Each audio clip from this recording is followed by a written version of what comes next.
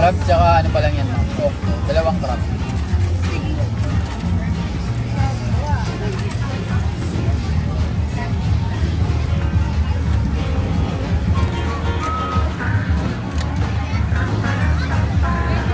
Katok mo muna yun, Al.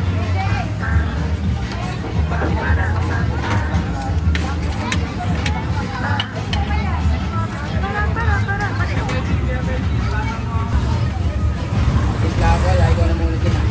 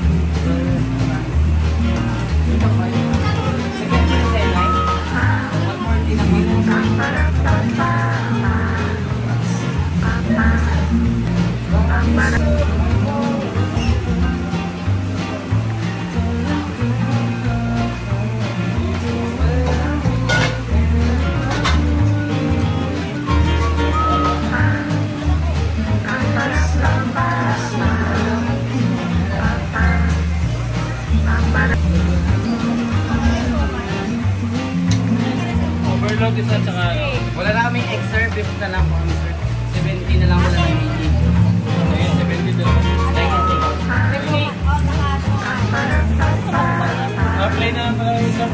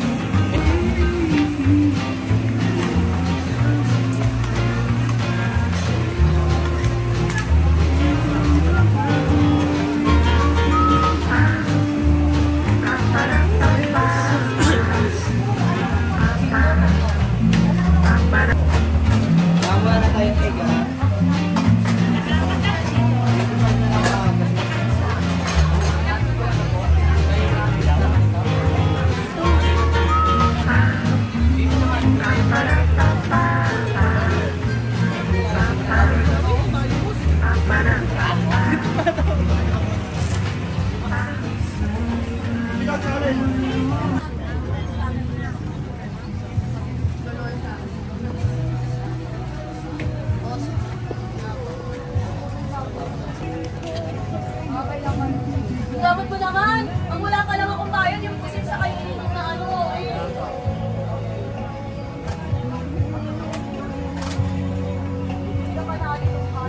Parang magbibilangin pa. Ate, ayaw naman, di. Pili ka na. Bigyan mo try si ate. Abigail! Ate.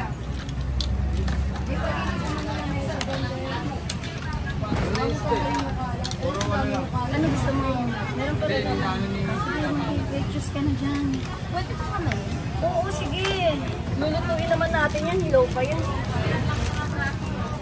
Ano ka? Hindi nga ako nakatigil ng pizza. Pinatigil ng pizza. Oo rin yung nakakain. Pinalalaki ko talaga yun. Oo nun, nakakayak naman.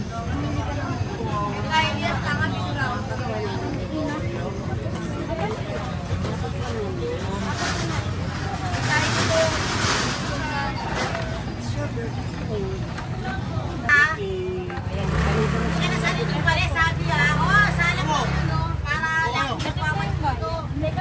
Masikids po.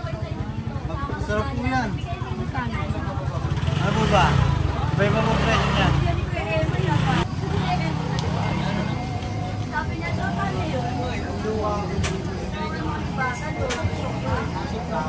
At yung pamilya ba kayo?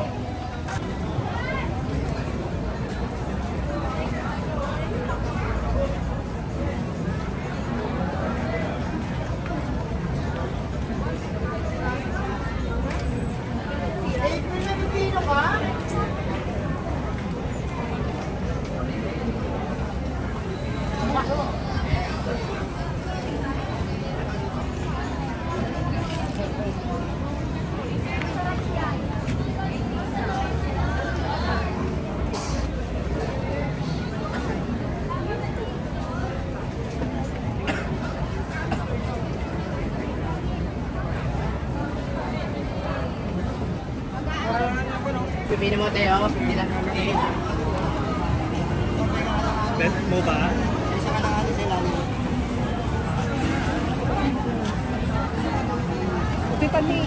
Ate, pipili mo, 50 lang po.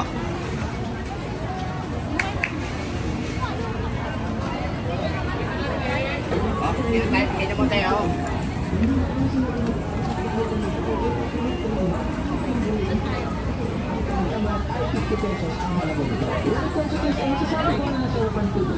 Very milky dahil sa gata. Very supple, mas dahil sa dragon fruit. Kung personal na magkaiba ka ng nagpapalot dahil medyo exotic ang kanyang lata. Sobrang kakaiba kasi ng kanyang texture sa mga prutas na madalas natin natitikman. At alam niyo ba na dati daw ay dati mga mamanita lamang sa Vietnam ang nakakakain nito. Sobrang mga sinita sa antioxidants at pinaniniwala. Fresh, quality at masarap din. Yun lang, taste na. Kaya nilagay sa pasunod ang sa kyapo para gayuhin at tikman ito mapapanood, sikat na sikat at talaga naman pinagkagulo ng Dragon Fruit Juice. Kaya naman bago pa ako maubusan, katulad ni Camila Sanchez, napadayo lang ako dito para tikman ang kakaiba. Yan sa ating pati, sa gata ka lang. Bakit mo kaya madaming bumibili dito sa dragon fruit po niya, Ma'am Aileen. Dalawa na lang.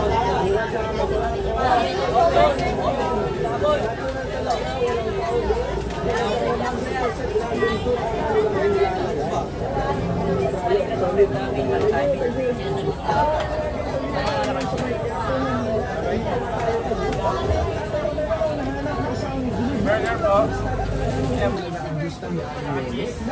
Sa mura, ay masarap, healthy at natural. Hindi na kasi sila gumagamit kahit ang powder at anong dragon fruit flavoring para masarap ang kanilang juice.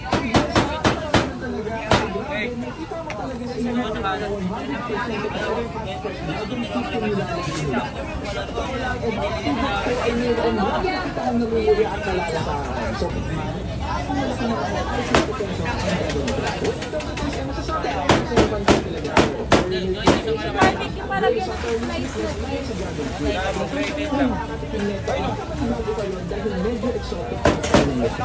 Palagyan naman ang kamay yung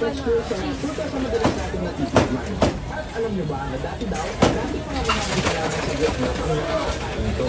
Sobrang naman kasi nito sa antioxidants at ang mabisa.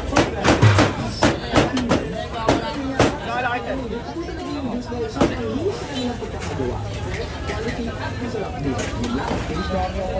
Susunod ako sa kaya po para dahil mo tikman at pinapapanahon, sikat na sikat at talaga namang pinagkakaguluhang dragon fruit juice dito sa Quiapo, Manila. Prutas na ito. Kaya naman bago pa ako maubusan, katulad ng Pamilya Sanchez, napadayo na ako dito para ikita. Ang pagsamahin ko na po ito. Ay, hindi ko yung kayo na yun. Dragon fruit juice. At mga hanapan natin dito ay ito talaga ang standard ko dahil 100% na prutas na kanilang ginagawa. Walang powder na kasipit na. Yan ang natin. So, tara, natin ang legendary stand with aling nila na makapagpuan lamang sa Dal District nasa Miranda, Quiapo, Manila. Madali nyo nga lamang kung hindi dahil sa kapagkakos sa prutas ang kanilang ginagawa. Walang powder na kasipit na. Lahat natural. So, hanapin natin malaki ba? At ayun nga, bago pa pala ang legendary stand ni Aling Neme na makakatuan lamang sa Hidalgo Street, Plaza Miranda, Quiapo, Manila. Madali nyo nga lamang kumikita dahil sa magtapat lamang sila mismo na simbahan ng Poong Nazareno at sobrang legendary. 30 years na pala silang nagtitinda dito sa Quiapo at kailangan na lang ni Aling Neme ang pagkasan na ito sa kanyang nanay na si Lola Esther. At ito nga nakikita mura tsaka masarap. O nga kasi kita nyo naman yan. Gusto lang yung may show. Walang powder. Talaga ko natin kasi dragon fruit ang kanilang ilalagay. Panalo. Solid. Thank you. So yun nga guys, dito tayo ngayon sa Quiapo, Manila. Dito nga tayo nag-40. At ito meron akong nahanap na isang binubutong na fruits na talaga na ako kasi yung gantong tinda kahit kailangan ako lang. Showmay natin. Yung chicken Japan. Kailan ka umakailan ka yung fruits stand ni Aling Aileen ay nagbebenta ng masarap na dragon fruit. At ayun nga, sobrang patok at pinapagpilit naman talaga ang juice stand ni Aling Neme dahil dahil sa mura, masarap, healthy at natural fruit flavoring para mapasarap ang kanilang juice. And yes, nakakataon naman talaga kasi grabe, nakita ko talaga sa iyong harapan na 100% totoo at fresh dragon fruit yung nilalagay nila. Sa totoo lang, baakan, sobrang galing. At ayun, marami nga din daw bumibili ng kanilang dragon fruit juice dahil mas nakakamura daw yung mga tao dito. For only 25 pesos kasi ang maaari niya malaki naman ay 50 pesos ang halaga nito. When it comes to taste, masasabi ko nila sa comfort talaga ako. Very milky dahil sa gatas at very subtle yung sweetness dahil sa dragon fruit. Kung person na ang makakatikim nito ay baka manibago kayo dahil medyo exotic ang kanyang lasa. Sobrang kakaiba kasi ng kanyang texture sa mga prutas na madalas na pagkagay sa pasunod ang sakya po para dahil smart ito mapapanahon. Sikat na sikat at talaga namang pinagkakaguluhang dragon fruit juice dito sa Quiapo, Manila. And yes, kailangan nyo nga magmadali dahil alam nyo ba na nandun na November na lang raw ang season ng prutas na ito. Kaya naman bago pa ako mag-usan, katulad ni Pamilya Sanchez, Ano po? Sir, wait na po ba? Wait lang? Wait. Sir, may ang gano'n po sa isa po? Sa inyo po?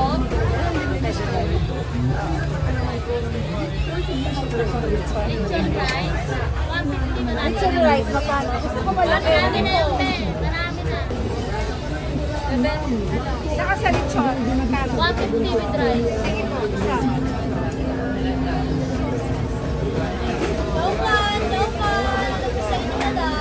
Jampol, tatlo daw yung Jampol. Di ba tatlo lang yung unipass? Korean, may kasama po din siya, di ba? May kasama din siya. Wala mo yung klase. Wala.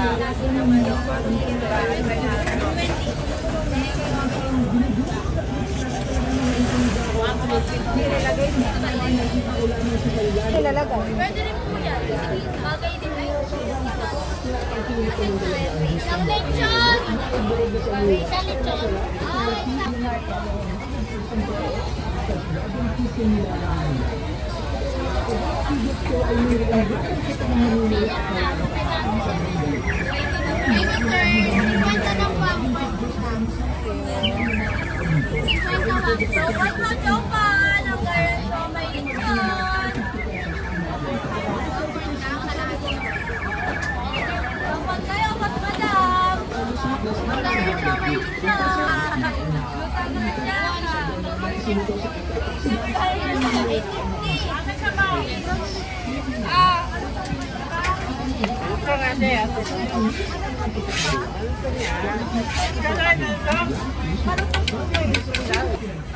Ano sa inyo?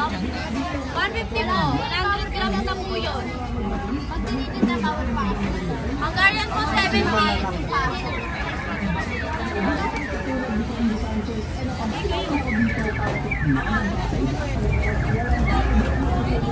Ito pa yung ano natin, malalaki. Meron pa tayo dito, ano?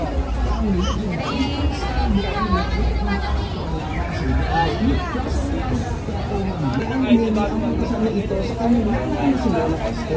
Ito nga nakikita natin na katuwang na ngayon ay Ano, boss? di ba ang third generation na?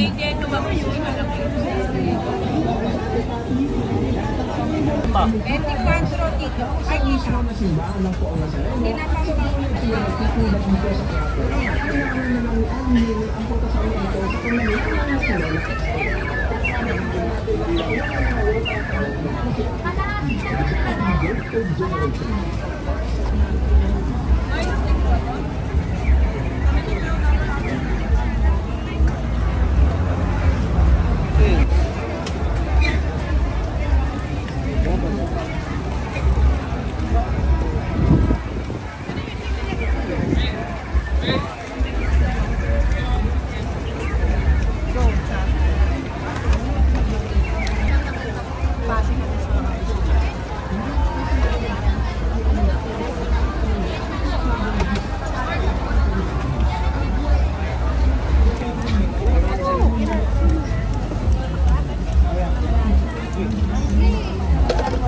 Tabo nila? May isa sa take out. Kaya yan. Take out po yun. Kain pa yun. Boss, kain ka, boss. Ay, wala ka sa kupay. Boss! Take out yun sa mama. Ayaw sa po.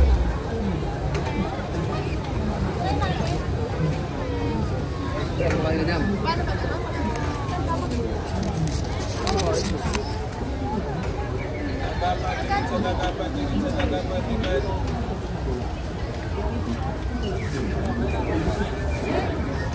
Dapat tingin sa daga.